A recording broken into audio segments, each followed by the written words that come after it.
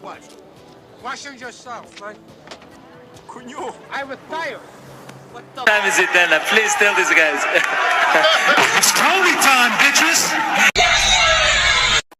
Welcome to Tony's MMA Corner, the only MMA channel that's street certified. I am your host, Tony Sepulveda! And today, we go over the fallout from UFC 287. Before we get into all that, weather's getting warmer, and you know what that means. Sun's out, guns out! If you guys want to get an I'm Just a Fan of Violence tank top, click the link in the description so you can support the channel.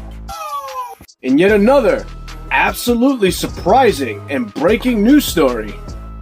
Another Brazilian tests positive for performance-enhancing drugs.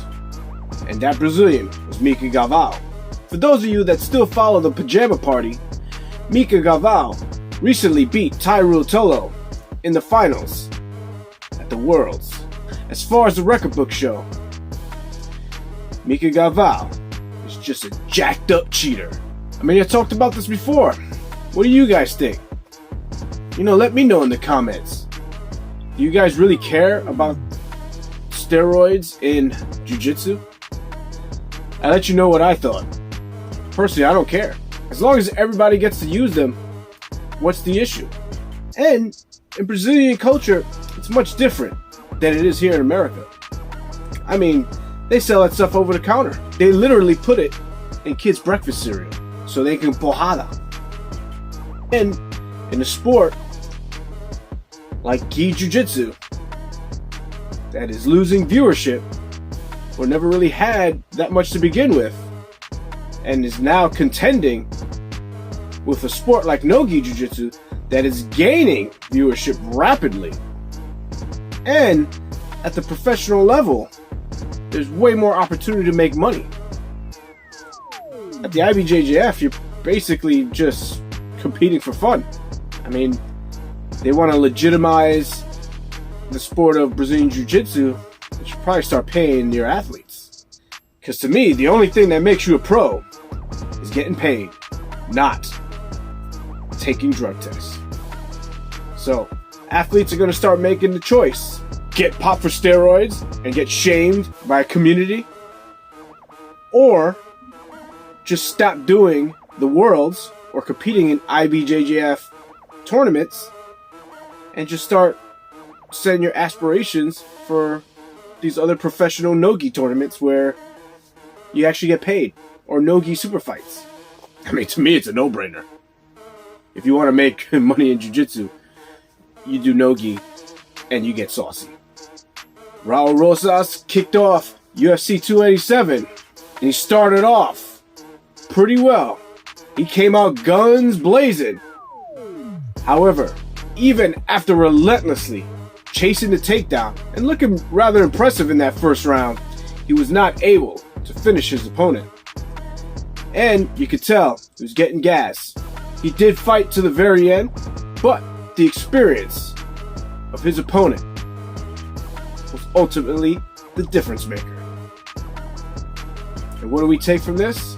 The kid is literally 18 years old and was on the main card of one of the biggest cards this year for the UFC. And he opened it. Sure, this is a stumbling block, and he might have to be a little humbled by this situation. But from what I'm seeing from this kid, he got a very bright future in modeling. No, I'm just kidding. Jorge Masvidal lost a pretty convincing decision to Gilbert Burns in what was a pretty flat performance, if I say so myself, by Jorge Masvidal. He did look slower. He did look like a guy who was still using all of his signature tricks, but nobody falls for them anymore. So he didn't do enough to mix things up with Gilbert Burns. So Gilbert Burns didn't have a lot of trouble dealing with him.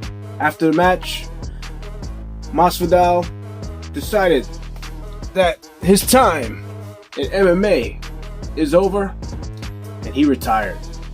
Unfortunately for us, we'll never get to see that Leon Edwards fight. That would have been a great grudge match if Masvidal could have pulled this off and somehow stolen that title shot from Kobe. But that never happens. His revenge match against Kobe Covington will never happen. So there are definitely some matches that we're going to miss. But Masvidal, I think, made the right decision.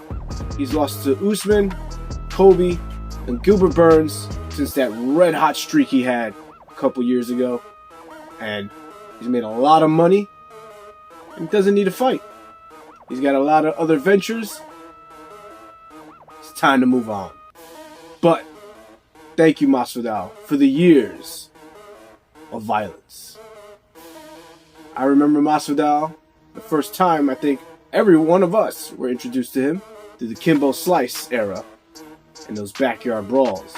And shortly after that, I remember him fighting in Bulldog against Yves Edwards, who, if you guys remember, had a reputation at the time of being a very vicious knockout artist. Masvidal got the head kick KO against Yves Edwards. That was when I thought that this kid was for real. And look at that. Years later, became one of the biggest draws in the UFC. You can't ask for a better career. Sure, he never won a UFC title. There are many greats in this sport who weren't able to win that title. And it's kind of one of the great things about this sport. If you can bring the violence, you'll always have a place in our hearts. And Masvidal always brought the violence. Later, Chico. In the main event of the evening, Israel Adesanya got a shocking, devastating KO over his arch nemesis, Poatan, in what was looking like another long night for Adesanya. Out of nowhere, he just completely starches him. One of the side stories after this bout was his celebration, in which he trolled a child whose father just got knocked out. That is an extra level of petty that I respect. Poatan responded to that, and he took it in stride. Pretty much said it's probably not something he would do. And he even said that when he knocked out Izzy the last time, he told his son, who wanted to do something similar again, to not do that. But Israel Adesanya doesn't share that same sentiment. He enjoyed every bit of this knockout. And to the victor goes the spoils. And it is what it is. But now, we have to talk about what's next. What is next for Adesanya?